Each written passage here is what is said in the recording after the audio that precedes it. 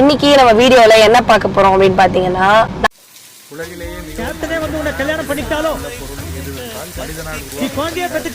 விண்ணில் இருக்கக்கூடிய சர்வதேச விண்வெளி ஆய்வு நிலையம்.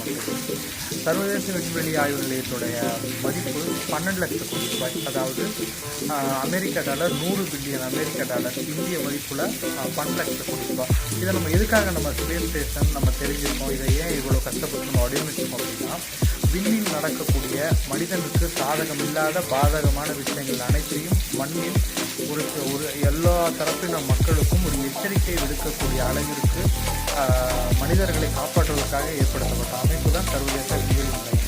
இந்த சர்வதேச விண்வெளி நிலையம் பொறுத்த வரைக்கும் 1998 நவம்பர் 20 தொடங்கப்பட்டது.